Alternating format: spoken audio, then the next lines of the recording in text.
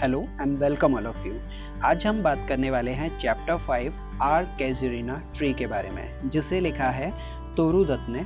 ये एक dedicated poem है जिसे पब्लिश किया गया था 1881 में। तो आगे बढ़ते हैं, बात करते हैं इसके इंट्रोडक्शन के बारे में। तोरू दत्त एक बंगाली पोएट थी। इन्होंने अपनी पोएम्स एंड वर्क को बंगाली और इंग्लिश लैंग्वेज में लिखा है। इस पोएम के थ्रू पोएटेस अपनी पास्ट की मेमोरीज को रिकॉल करती हैं। इस पोएम में एक पेड़ के माध्यम से इंडिया के एक रिच ट्रेडिशन की झलक हमें मिलती है कि किस प्रकार एक पेड़ से हमारी आस्था जुड़ी हो सकती है और हम पेड़ से इमोशनली कनेक्टेड होते हैं। इसलिए इंडिया में पेड़ों को पूजने का भी रिवाज है। ये पोएम एक ओड की तरह है, जिसका मतलब है कि किसी भी वस्तु को एक इंसान की तरह पर्सोनिफाइड करना।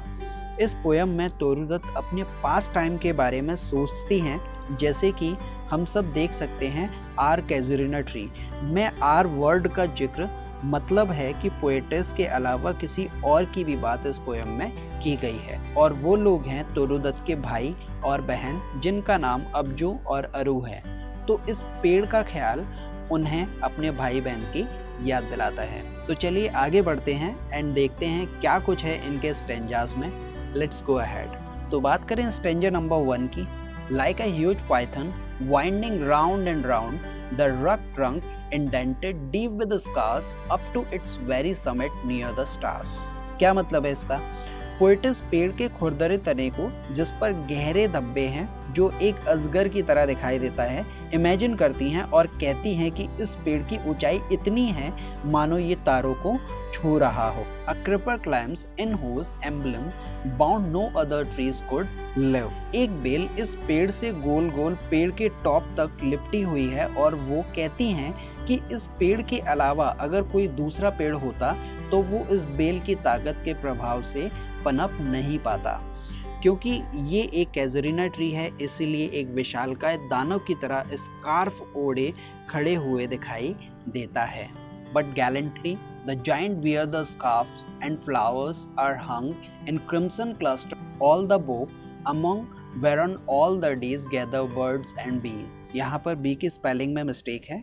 ये जो बी है वो बी डबल ही होना चाहिए था। Let's consider it. तो इसका मतलब है कि पेड़ों की डालियों के आसपास गहरे लाल रंग के फूलों के गुच्छे लटके हुए हैं, जहाँ सारा दिन चिड़ियाँ और मधुमक्खियाँ जमा रहती हैं। And off at night the garden overflows with one sweet song that seems to have no close song, darkling from our tree while man repose।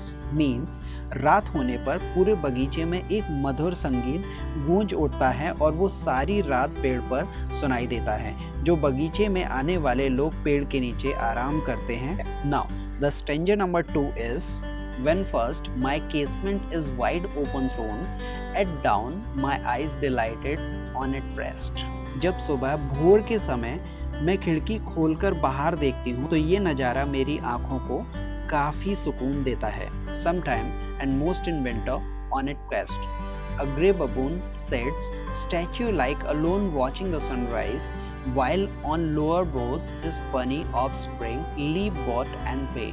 इसका मतलब ज़्यादातर सर्दियों के समय पेड़ की शाखा पर एक लंगूर दिखाई देता है, जो एक पुतले की तरह बिना हिले डुले बैठा रहता है और सूरज को उगता हुआ देखता है, जबकि पेड़ की निचली शाखाओं पर लंगूर के बच्चे उछल कूद करते हैं और खेलते हैं। And far and near koalas hail the day, and to their past fields wend our sleepy cows। Which means दिन में दूर दूर तक कोयल की आवाज़ सुनाई देती है और हमारी गाय कच्ची नींद में घास के मैदान में चरने जा रही हैं, ऐसा उसे दिखाई देता है। And in the shadow on the boat tank cast by that hoar tree। अब यहाँ पर HBAR ये मिस टाइप्ड है, यहाँ पर होर ट्री होना चाहिए।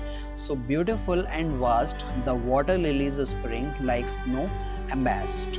होर के पेड़ के नीचे एक बड़ा सा पानी का टैंक है।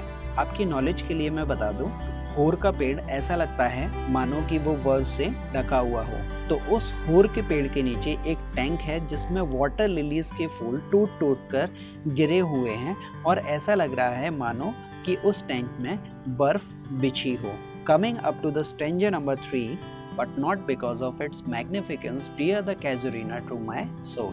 तोरू दत्त कहती हैं कि ये पेड़ मेरे दिल के इतने करीब इसकी महानता की वजह से नहीं है, इसके अंदर काफ़ी सारी खूबियाँ हैं, इससे जुड़ी हुई उसकी मेमोरीज़ हैं, इसी वजह से वो पेड़ उनके काफ़ी करीब है। इस स्टेंजा को एक बार पूरा पढ़ लेते हैं और उसके बाद में इसे हिंदी में समझेंगे।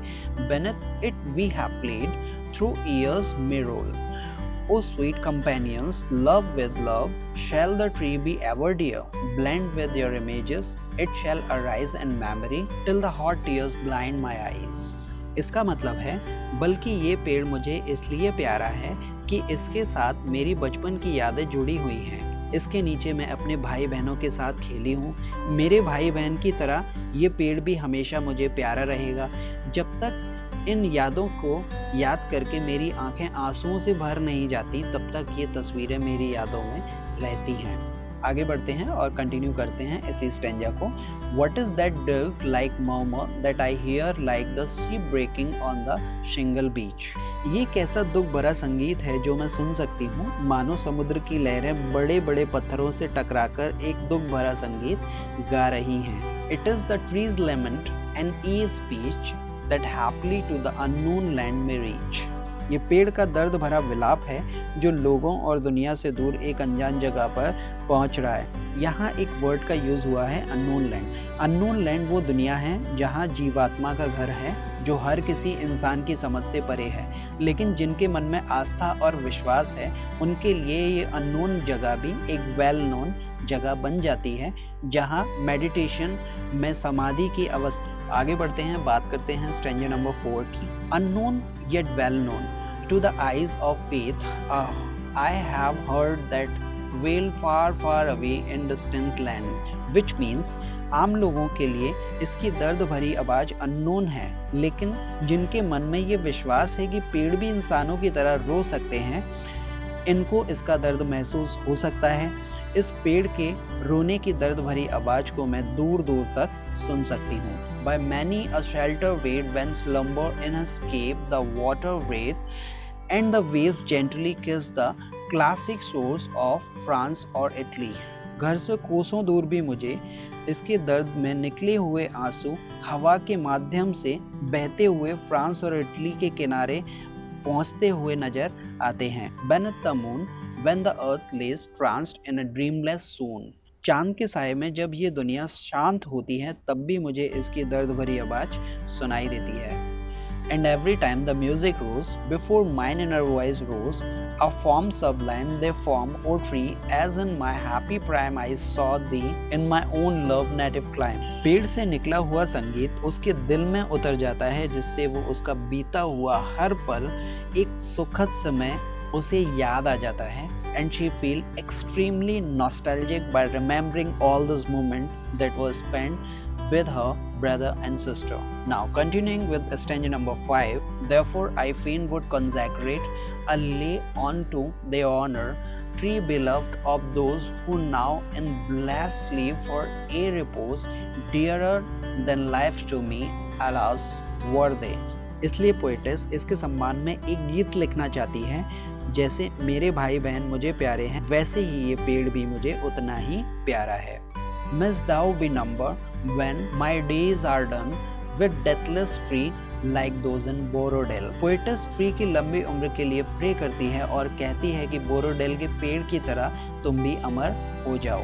बोरोडेल के पेड़ ऐसा माना जाता है कि ये पेड़ अमर हैं। Under whose awful branches lingered pale, fear trembling, hope and death, the skeleton, and time the shadow, and the weak the words that would they beauty fain, O fain rehearse, may love defend tree from oblivion's curse.